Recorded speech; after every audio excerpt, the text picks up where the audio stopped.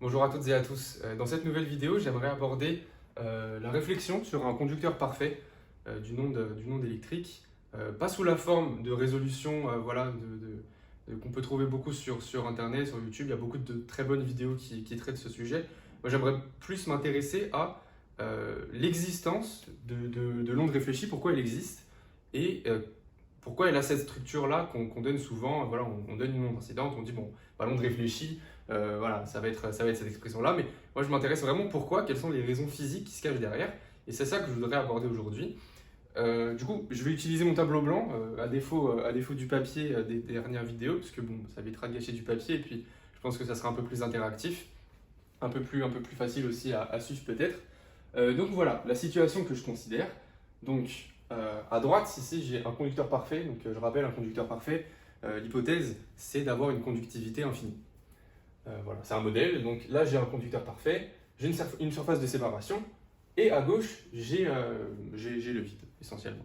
Voilà, donc je considère une onde électrique que je note EI, une onde incidente, que je choisis de noter en notation complexe, et l'amplitude de cette onde, on remarque qu'elle est complexe, puisque en fait, je vais escamoter un peu la phase à l'intérieur, parce que, pour m'en débarrasser, puisque je sais qu'une phase, ça n'a pas de grand sens physique à proprement parler. Ce qui est intéressant, c'est le déphasage. Or là, bon, je ne sais pas ce qui va m'intéresser.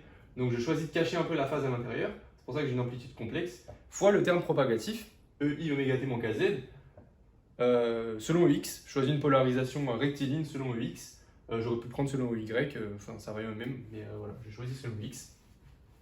Avec du coup K qui vaut oméga sur C. Ça c'est la relation de dispersion dans le vide. Et voilà, donc ça c'est vraiment le matériel avec lequel je pars. Et maintenant on va pouvoir un peu discuter de pourquoi l'onde réfléchie existe, pourquoi elle a cette structure, et voilà, c'est les questions qu'on va se poser. Alors pour commencer, j'aimerais aborder l'existence de l'onde réfléchie. Quelle est la raison physique qui se cache derrière l'existence de cette onde réfléchie? Alors, on va commencer par rappeler quelque chose, en fait, c'est que la puissance dissipée dans le conducteur parfait, ça va être J scalaire E, c'est une puissance volumique, hein. Mais je dispose, dans un conducteur, je dispose de la loi d'Ohm locale, qui est une loi phénoménologique, je rappelle, qui nous dit que J égale gamma E. Autrement dit, la puissance dissipée, elle peut s'écrire gamma E carré. Or, mon modèle étant que gamma est infini. Mais une puissance qui diverge, ça n'a pas de sens. Donc en fait, ça revient à prendre E égale 0 dans le conducteur pour éviter justement que la puissance dissipée diverge. Puisque si je prends n'importe quelle autre valeur non nulle de E, là je vais avoir une valeur infinie, je vais avoir une puissance dissipée qui va être infinie. Ce qui est totalement prohibé. Donc, le fait de prendre E égale à 0, ça c'est une conséquence directe du fait que gamma est égal à l'infini. Ça implique que la puissance dissipée, elle est égale à 0 dans le conducteur parfait. Et ça c'est intéressant, pourquoi? Parce qu'en fait, l'argument qui va expliquer, qui va expliquer l'existence de l'onde réfléchie, ça va être la conservation de l'énergie. En fait, par conservation de l'énergie, je vais avoir une énergie qui est véhiculée par mon champ électrique. J'ai aucune puissance dissipée dans mon conducteur parfait. Donc nécessairement, en fait, l'énergie doit être conservée, elle doit être quelque part. Donc c'est-à-dire qu'il existe forcément, après réflexion sur le conducteur, une onde qui véhicule l'énergie qui doit être conservée. Alors on va maintenant se demander pourquoi est-ce que l'onde réfléchie est-elle plane? Alors ça va être un argument assez intéressant puisqu'il va reposer sur un argument de symétrie. Pourquoi? Alors je rappelle qu'une onde plane, c'est une onde, c'est une onde telle que tous les fronts d'onde sont des plans orthogonaux à une même direction de propagation. En l'occurrence, là mon onde incidente, j'ai choisi que ça soit une onde plane puisque mes fronts d'onde de cette onde-là, en l'occurrence, sont des plans tous parallèles à cette surface, tous orthogonaux à la direction OZ, qui est la direction de propagation. C'est ça une onde plane. Donc on va démontrer proprement, par un argument de symétrie, pourquoi l'onde réfléchie est aussi une onde plane. Alors on va voir plusieurs choses. Le milieu conducteur, donc, qui est cette partie-là du schéma, l'onde incidente et la surface de séparation entre les deux milieux, en fait, ils sont tous les trois invariant par translation dans le plan OXY. Alors, j'ai cette invariance puisque je suppose que ma surface de séparation elle est infinie. Et en fait, on a que ces trois éléments-là ils sont géométriquement invariants par translation dans le plan OXY. On peut le vérifier, mais voilà, essentiellement, c'est que j'ai aucune dépendance en XY dans l'onde incidente, donc mon onde est invariante dans le plan OXY. Le milieu conducteur, je suppose qu'il est infini, donc pareil, et la surface de séparation, c'est la même chose. Donc on a une invariance par translation dans le plan XY, et en fait, on a un principe bien connu, qui est le principe de Curie.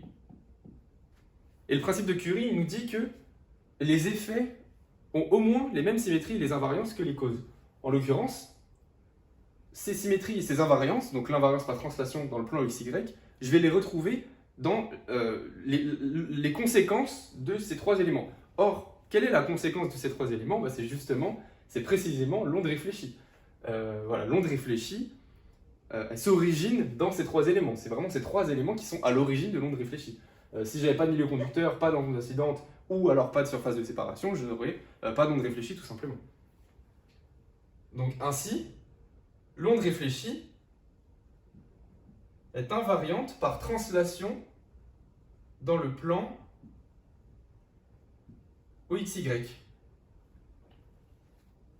Et ça signifie bien que c'est une onde plane. Donc on est content, on a démontré que l'onde réfléchie était plane uniquement à base d'un argument de symétrie, et du coup voilà, c'est assez beau. Alors rapidement, on peut se demander, je ne vais pas écrire, mais pourquoi elle est progressive? Alors, on sait que toute onde plane est la solution de l'équation d'Alembert, et en fait la solution d'une équation d'Alembert, c'est une somme de deux fonctions, de deux ondes, une onde qui se propage vers le sens des x, enfin en l'occurrence des z, croissants, et une onde qui se propage vers le sens des z décroissants. En fait, on a une onde incidente et une onde réfléchie. Donc vraiment, le caractère propagatif, le caractère plutôt progressif de l'onde réfléchie, il est intrinsèquement lié à la nature des solutions de l'équation d'Alembert. On pourrait aussi se demander, est-ce qu'elle est transverse électrique? En fait, le champ électrique en amont du conducteur parfait, il va être transverse électrique, et le champ incident, il va aussi l'être. Et en fait, le principe qu'on va invoquer, c'est le principe de superposition. Pourquoi? Parce que le champ total ici, ça va être la somme du champ incident et la somme avec le champ réfléchi. Donc par conséquent, par principe de superposition, l'onde réfléchie va elle aussi être transverse électrique. Et je rappelle que le principe de superposition, ça vient de la linéarité des équations de Maxwell. Donc c'est vraiment avec le principe de superposition qu'on détermine le fait que l'onde réfléchie est aussi transverse électrique. Alors finalement, on va déterminer pourquoi l'onde réfléchie est sinusoïdale. Et pour ça, on va utiliser la relation de continuité, plutôt la relation de passage à l'interface vide-conducteur. Alors je vais l'écrire. Si je note 1, le milieu conducteur, et 2, le vide, et que petit n, c'est le vecteur unitaire orienté de 1 vers 2, orthogonal à cette surface-là, on a que le champ total dans le milieu 2 moins le champ total dans le milieu 1 pris en z égale 0, c'est égal à sigma sur epsilon 0 fois n. Où sigma, c'est la densité surfacique de charge sur la surface de séparation. Or ici, E1, il vaut 0 puisque je suis dans un conducteur parfait, c'est cette hypothèse. Et n, on voit que c'est moins EZ. Donc je vais réécrire ceci. Et enfin, E2, ça va être la somme, du coup par principe de superposition, de EI plus le champ réfléchi que je note ER, pris tous les deux en Z égale 0. Donc si je réécris tout ça, on va avoir que EI en Z égale 0 plus ER en Z égale 0, c'est égal à moins sigma sur epsilon 0 fois EZ. Donc j'ai gardé l'expression qu'on vient tout juste de trouver, et maintenant je vais la projeter sur EX. Donc si je fais la projection sur EX, qu'est-ce que ça me donne? Ça va me donner que... Donc voilà, l'équation projetée sur EX, ça donne ceci. Donc E0, EI, oméga t moins kz.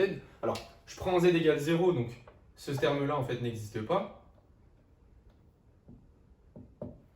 plus la projection sur EX de ER est égale à 0, puisque la projection de EZ sur EX, comme ils sont orthogonaux, ça fait 0. Ainsi, j'ai que la projection sur EX de ER, c'est moins E0 EI oméga t. En Z égale 0, encore une fois.